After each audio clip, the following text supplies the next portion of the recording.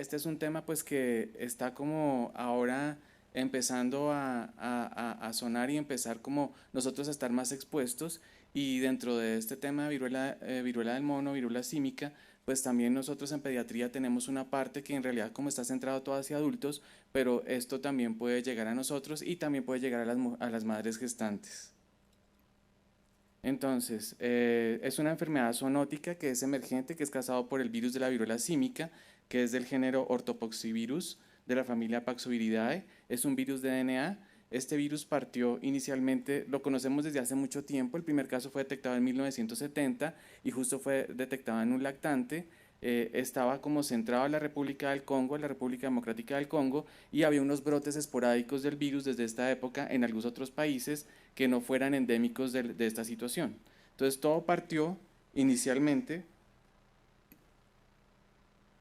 de la interacción que puede llegar a tener el humano con los animales silvestres, cierto tipo de animales como el mono y otros animales como ya nos mostraron hoy. Esta persona que puede llegar a tener la infección transmitida desde los animales como una zoonosis, llega a su círculo familiar. En su círculo familiar pues tenemos unos contactos estrechos con las personas con las que convive. Luego esta persona puede llegar a realizar un viaje, hace este viaje a otro entorno que no es endémico, del cual ha salido, y en ese entorno no endémico entra en contacto estrecho, o ya sea por las ropas que lleva, por contacto de la piel a piel o por contacto con secreciones respiratorias y puede infectar a otra persona y esta otra persona puede llevarla también a su núcleo familiar. Entonces, el origen, pues como ya lo vimos, está relacionado en esta zona geográfica del África. Tenemos casos desde 1971 hasta el 2019 reportados y tenemos casos en humanos que han sido pues reportados en brotes en diferentes países. Y todos estaban centrados en el África y en Nigeria y la República Democrática del Congo, pero había algunos otros países que no eran endémicos como Estados Unidos, el Reino Unido, Israel y Singapur, que habían también reportado brotes, pero en estos brotes no había como la posibilidad, como está ahora, de que hubiera transmisión entre humano y humano y con la diseminación que tenemos actualmente. Es una enfermedad que nos reta en algunas ocasiones porque no es como frecuente y conocida para nosotros. Hay unos diagnósticos diferenciales que tenemos que tener en cuenta. Dentro de ellos pues está la varicela, el herpes zóster, sarampión, coxsackie.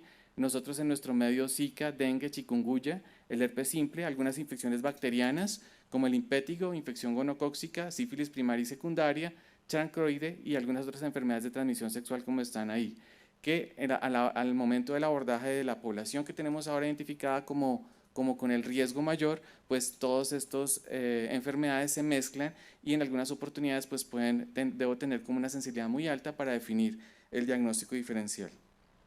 Entonces, hay unas variantes o clados de la viruela símica que están identificados y la Organización Mundial de la Salud pues los ha clasificado en dos. Entonces tenemos el clado 1 y el clado 2. El clado 2 se divide en 2A y 2B y el clado 2B que en este momento estaría como el responsable de de lo que tenemos actualmente, tiene unos linajes. El linaje B1 es el más frecuente de todos y es el responsable de la transmisibilidad que tenemos ahora. El clado 2A y 2B estaban más centrados en África Occidental con enfermedad autolimitada y el radio de los casos fatales era entre el 3 y el 6%. El clado 1 tiene un comportamiento más grave con una transmisibilidad mayor y una tasa de fatalidad del 10%. Hay algunos artículos donde este linaje B1 lo clasifican como clado 3, pero en la Organización Mundial de la Salud están clasificados como clado 1 y clado 2. Esta es la distribución de los clados como la tenemos ahora en el mundo. Entonces acá podemos ver que el clado 2B, que es el que está en amarillo, es el responsable del mayor número de los casos como los tenemos distribuidos en el mundo. Los círculos grandes son donde hay mayor concentración de números de casos positivos reportados y los círculos más pequeños donde hay menor número de casos. En este momento, pues para este reporte no teníamos, acá no había casos reportados en Colombia, pero ya les voy a mostrar más adelante. Y el clado 1 y 2A pues estaban centrados más hacia lo que corresponde a África. El de color azul, que es el clado 1, este no ha salido pues del África y ha permanecido ahí. Entonces, este es un reporte que tenemos de la Organización Mundial de la Salud, que es para agosto 24 del 2022. Ellos categorizan las regiones por riesgos de transmisibilidad o de número de casos en alto riesgo, riesgo moderado y riesgo bajo o moderado.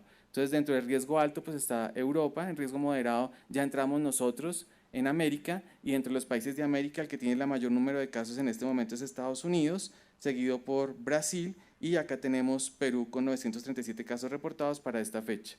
Ya tenemos 96 países que incluye regiones o territorios que han reportado casos, y en las últimas semanas nosotros hemos tenido un aumento en las Américas cerca del 60% del número de los casos. Los peores desenlaces están en gestantes, niños y pacientes inmunosuprimidos, que es como un punto focal que nosotros pues estamos ahí involucrados. Actualmente, para el día de ayer tenemos un total de casos de 53.000 reportados, y aquí vemos pues la ubicación de todos los países. Esta es la distribución como geográfica. En azul más intenso están el mayor número de casos. En los cuadros están reportadas las mortalidades que están descritas. El 98% de los casos son género masculino y la mediana de edad es 36 años. 1% de los casos están entre 0 y 17 años. Hasta este momento la carga de enfermedad hacia pediatría y gestantes es menor, pero no quiere decir que nosotros no podamos estar expuestos a esto. El 95% de los casos están identificados como hombres que tienen sexo con hombres. Se define como una transmisión sexual, pero esto todavía no está bien determinado. Se asume que es más por el contacto de piel a piel y la flexión de las mucosas, lo que hace que este virus pues, pueda ingresar. Tenemos una gran proporción de pacientes que tienen diagnóstico de VIH positivo, se reporta hasta en el 45%. En el Hospital San Ignacio pues tenemos una clínica de VIH, y en esa clínica de VIH más o menos diarios se están reportando 1 a 2 pacientes que están derivando a urgencias para toma de muestras, indicaciones de manejo de estos pacientes sintomáticos y evaluación del riesgo para quienes requieren de hospitalización. Los trabajadores de la salud están reportados en el 5.2%. Se asume que lo que hay descrito es que la mayor parte de estos trabajadores de la salud enfermos es por infección comunitaria, pero hay algunos casos descritos de probable transmisión por exposición ocupacional. Acá tenemos cómo nos encontramos ahora, entonces podemos ver que este clado pues, está ampliamente distribuido por todo el mundo. Nosotros ya en Sudamérica y en Centroamérica, pues prácticamente la mayoría de los países ya han reportado casos. El que mayor ha reportado es Brasil y pues Estados Unidos. En Colombia tenemos 582 casos con 0 muertes. Hasta la fecha, esto está hecho para esta semana. Y pues vemos, ahora les muestro, acá pues teníamos 129 casos y esto estaba reportado para agosto 17 del 2022, ahora ya vamos con 500 casos. La región de las Américas pues presenta cada vez una mayor proporción de los casos en el mundo, tenemos un incremento en las Américas del 34%, hay un aumento del número de casos en mujeres incluidas gestantes, que esto pues nos va a empezar a tocar a nosotros, y el 97% sigue con la misma mediana edad, que son los 34 años en hombres, y solo el 18% para este momento había indicado que tenía un viaje reciente para la transmisión, lo que pues nos habla de que actualmente tenemos ya pues el virus dentro de nuestra comunidad y está circulando de forma activa en las poblaciones de riesgo. Bueno, y este reporte es del 4 de agosto respecto a la actualización epidemiológica en niños, adolescentes y mujeres gestantes. Entonces acá tenemos un número de casos para esta fecha, 16.900, 96 menores de 18 años, 25 niños entre 0 y 4 años, 51% de ellos tenían edades entre los 11 y los 17 años, que corresponde a 49 casos, y de 33 casos con datos disponibles, el 42% de esta población requirió hospitalización para aislamiento o tratamiento. El 68% de los casos confirmados de menores de 18 corresponden a África, 65% de los cuales 21 de estos niños estaban entre los 0 y los 4 años.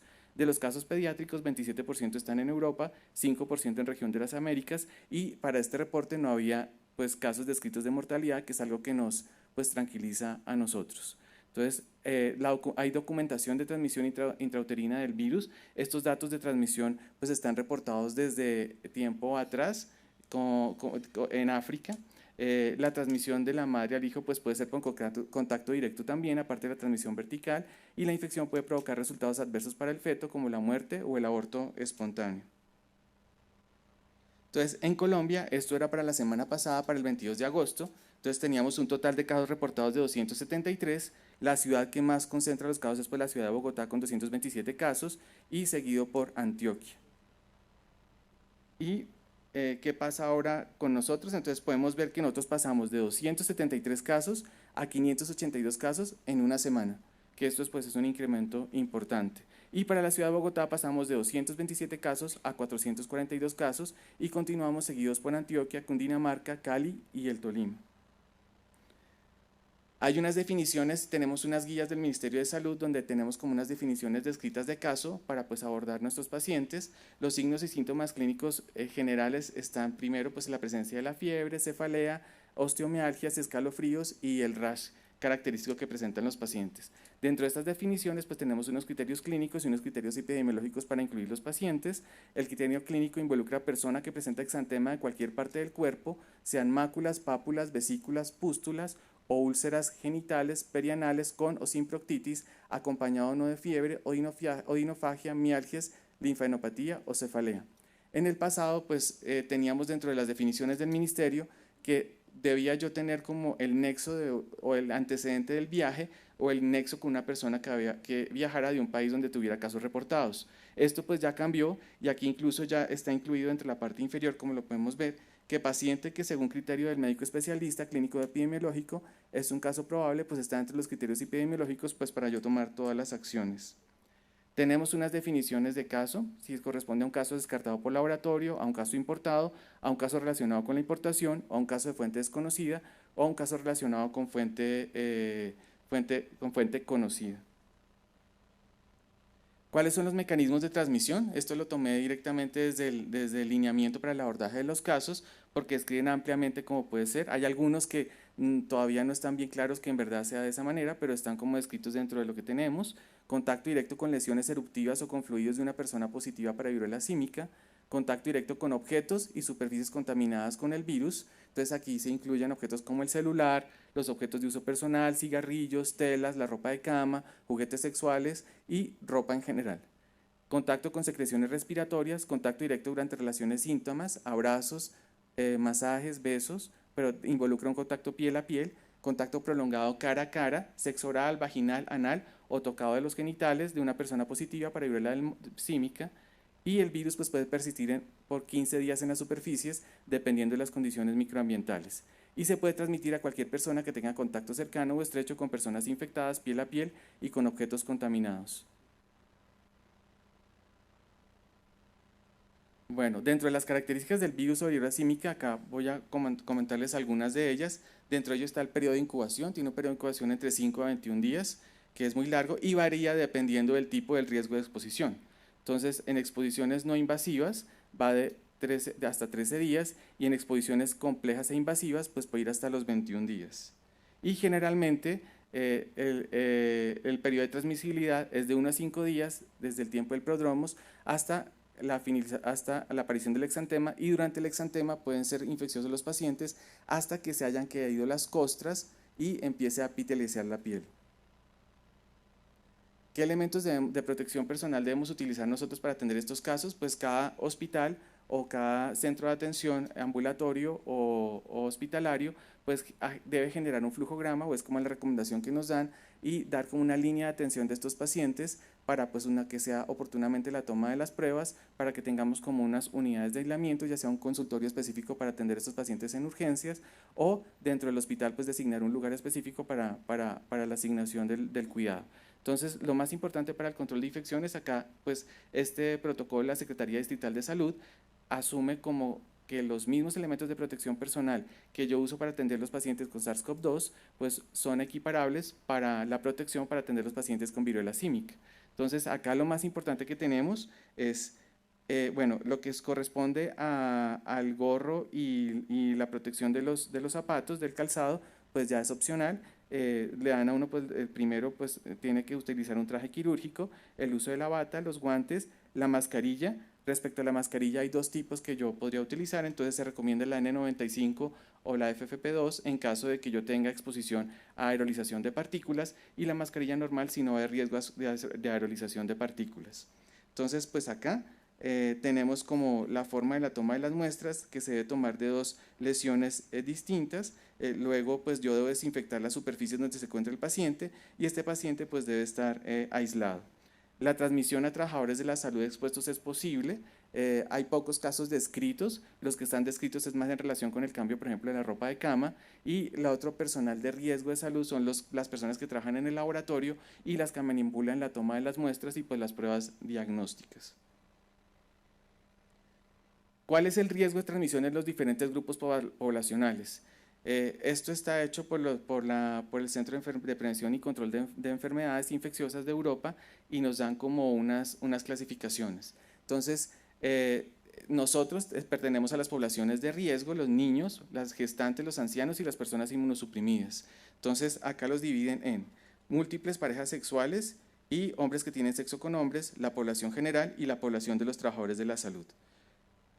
Las personas que tienen múltiples parejas sexuales y hombres que tienen sexo con hombre tienen una probabilidad muy alta con un riesgo moderado de la enfermedad. La población general tiene una probabilidad muy baja con un riesgo bajo en general y la personal de salud se divide en dos. Los que trabajan en el laboratorio y el otro personal de salud. Y dentro de ellos hay dos tipos de exposición. Los que usan de forma adecuada los elementos de protección personal y los que no tienen una exposición no protegida. Muchas veces, por ejemplo, en la clínica de VIH, el atender a los pacientes, porque la mayor población que está llegando a nosotros corresponde a ellos, uno de forma inadvertida puede llegar a tener un paciente que solo le define cuando ya está dentro del consultorio que tiene la presencia de lesiones que son compatibles y en ese momento pues uno ya es muy tarde como para percatarse que debe tener todos los elementos de protección personal.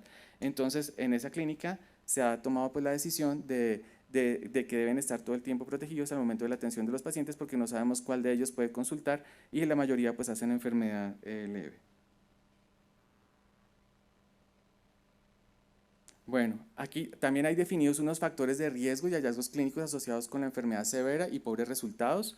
De primero está pues niños con alto riesgo de enfermedad severa y complicaciones, como ya lo habíamos conversado, y personas viviendo con VIH, y pacientes que tienen condiciones crónicas de la piel como dermatitis atópica, condiciones agudas en piel, quemaduras y riesgo de complicaciones como sobreinfección bacteriana. Entonces, tenemos unos signos clínicos y síntomas de complicaciones, donde se incluye, pues, de lo que preguntamos a las personas, como náusea, vómitos, disminución de linfadenopatías cervicales dolorosas que causen disfagia, pobre aceptación de la vía oral, dolor ocular, anormalidades visuales, hepatomegalia, sepsis, deshidratación, neumonía, dificultad respiratoria y confusión. Y entre los exámenes de laboratorio podemos encontrar un aumento de las transaminasas, disminución del BUN, hipoalbuminemia, elevación del conteo de glóbulos blancos y trombopenia. Y también hay una clasificación según el número de lesiones. Muy severa más de 250 lesiones, severa entre 100 y 250 y moderada entre 25 y 99 lesiones y leve menor de 25 lesiones. Bueno, acá es como un cuadro comparativo de cuáles son las diferencias que hay entre viruela, varicela y viruela símica, que eventualmente puede haber unas diferencias entre periodos de incubación, en periodos prodrómicos, en el periodo del rash, en la fiebre prodrómica, en el malestar general, en el grado de la fiebre, cefalea, linfadenopatías, lesiones de plantas y palmas. Pues acá vemos como grandes, las lesiones en las palmas y las plantas es rara en varicela, pero es frecuente en viruela y viruela símica, y dentro de las otras que tenemos diferentes son como el tipo de característica de las lesiones. Entonces, para varicela son centrípetas y para viruela y viruela símica son centrífugas. Acá, pues, la descripción que teníamos antes de este momento actual, la descripción sí era, pues, era la presencia de la linfadenopatía cervical, el tipo de lesiones que eran lesiones umbilicadas, vesiculares, más o menos todas en el mismo estadio y con un mayor compromiso de lo que corresponde al rostro y las extremidades. Aquí vemos en este cuadro, pues en este dibujito, las diferencias entre cómo se presenta la viruela símica, que correspondería acá, la viruela símica, y aquí corresponde a la varicela, que es como uno de los más, que más puede confundirnos a nosotros en el diagnóstico diferencial. Acá tenemos como las características de las lesiones según los tiempos de evolución, la presencia de máculas entre el primer y el segundo día, también pápulas, vesículas entre el primer y segundo día, pústulas entre el 5 y el séptimo y la costra entre los 7 y 14 días. De acá lo característico son pues que las lesiones que están descritas en los artículos están principalmente en pues, la piel y dentro de la piel están localizadas más en la cavidad oral, en el área perianal y genital y eso tenemos ahí. Y los síntomas más presentes aparte fueron los que ya hemos visto descritos y Acá pues hay varios estudios, este es uno del New England donde describen 528 pacientes infectados entre abril 27 y junio 24 del 2022. Ellos incluyeron pacientes de Europa, Norteamérica y Suramérica. Entonces, dentro de estos pacientes en que correspondían a 16 países, había una variabilidad de las manifestaciones dermatológicas y sistémicas, dentro de las cuales pues tenemos que tener presentes. El 98% eran hombres gay o bisexuales, la mediana de edad era 38 años, la presunta transmisión sexual en el 95%, el 95% presentaron rash y 64% menos de 10 lesiones.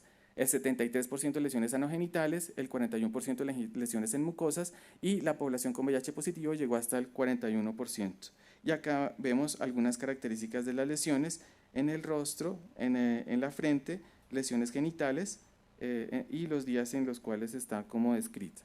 Las manifestaciones periorales también son muy frecuentes en esta distribución. Aquí vemos las lesiones umbilicadas, periorales, vesiculares, las lesiones en la cavidad oral, en la lengua. Las amígdalas, con este tipo de lesiones en las amígdalas, con este como exudado blanquecino en todas las amígdalas y lesiones ulceradas en la lengua.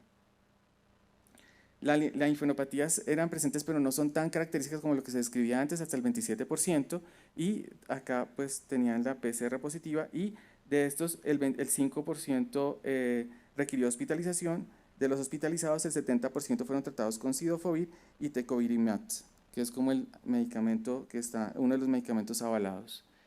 Acá tenemos como lo que estaba descrito antes de lo que tenemos actualmente de la presentación de las lesiones, y acá vemos el compromiso que hay en perianal en relación con el brote actual. Las razones de hospitalización, ¿cuáles son en estos pacientes? Manejo del dolor, dolor severo anorrectal, infección de tejidos blandos, faringitis con limitación para la toma de alimentos, lesiones oculares, injuria renal aguda y miocarditis. Para este reporte, pues tampoco tuvieron descritos mortalidad.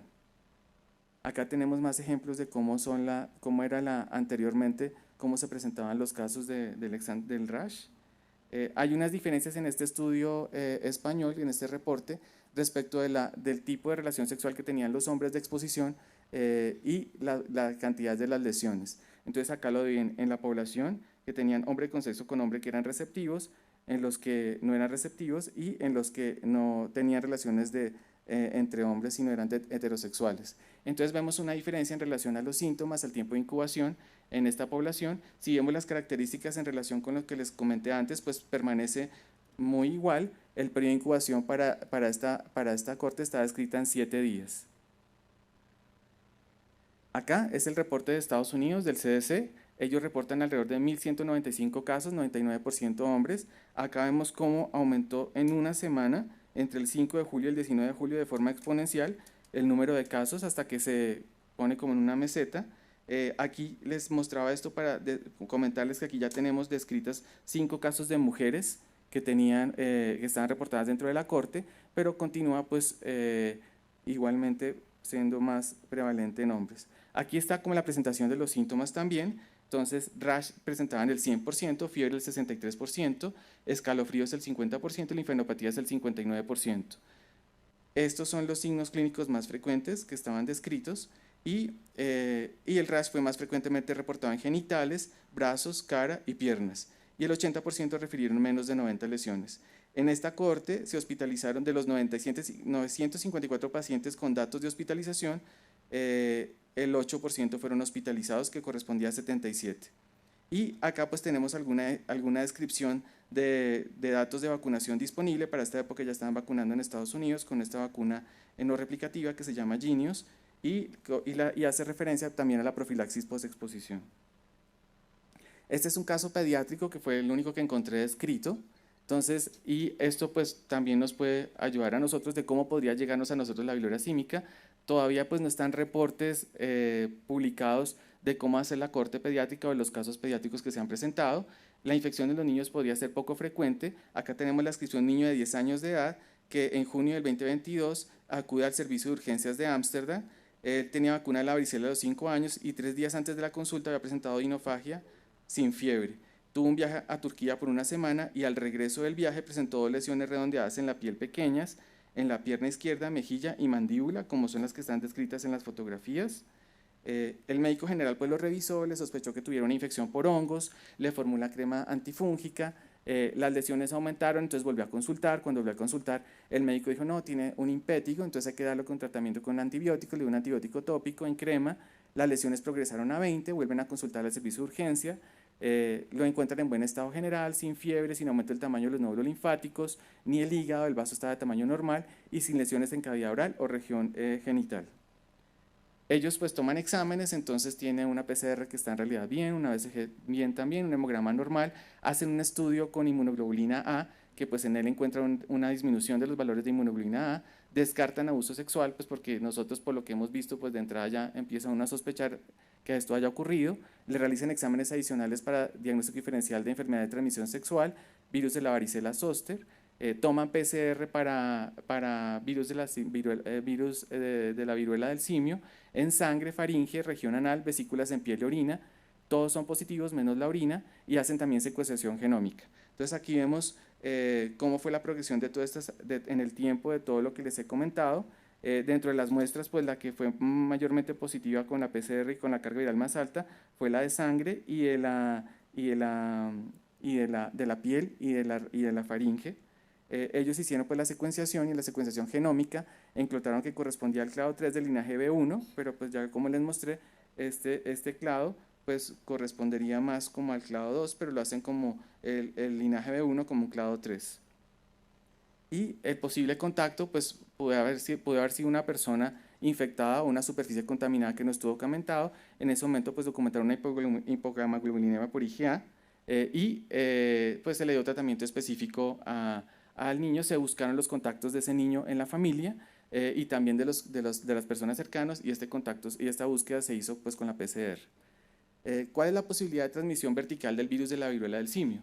Entonces, hay información que está limitada a lo que está publicado en la República Democrática del Congo. Aquí pues han publicado 4 casos, uno con enfermedad leve con neonato a término sin datos clínicos de infección y 3 gestantes con enfermedad moderada severa, 2 con aborto espontáneo en el primer trimestre y 1 en el segundo trimestre, y el feto presentaba rash vesicular, hepatomegalia, hidros fetal y alta carga viral en el tejido fetal, cordón umbilical y placenta. Y el quinta es una mujer que tuvo la infección las 24 semanas por un parto pretérmino de 30 semanas y un neonato con rash generalizado. Los 5 casos probables, pues como lo vimos en el cuadro. Entonces hay algunos protocolos que ya nos están dando como para cómo va a ser la atención del parto y cómo es el cuidado posparto de la gestante, cómo es el cuidado del recién nacido y qué manejo debo tener yo respecto del parto por cesárea. También nos dan como unos lineamientos de cómo se manejan pues, las madres gestantes, primero cómo se clasifican, cómo se indica el aislamiento de 21 días en caso que sea contacto de un caso positivo, verificar entre los asintomáticos y sintomáticos pues, el lineamiento que voy a ver, el tipo de pruebas que voy a tomar, y las indicaciones que debo tomar con las madres gestantes y la clasificación del riesgo y las indicaciones que debo tomar con respecto a la atención del recién nacido. Estas son las indicaciones de la OPS respecto a la atención de menores de edad y gestantes, pues que se clasifican en el monitoreo, clasificación del riesgo, evaluación clínica del cuadro si es leve o no, y las indicaciones de tratamiento y los aislamientos. Este es un cuadro pues, que no se alcanza a ver muy bien, pero lo puede uno buscar en la página de la OMS, donde hay un flujograma respecto a la atención de estos pacientes. Inicialmente, pues una vez que tiene como el caso confirmado, pues debe evaluar la toma de las muestras. Esta es nuestra ficha de notificación del Civigila.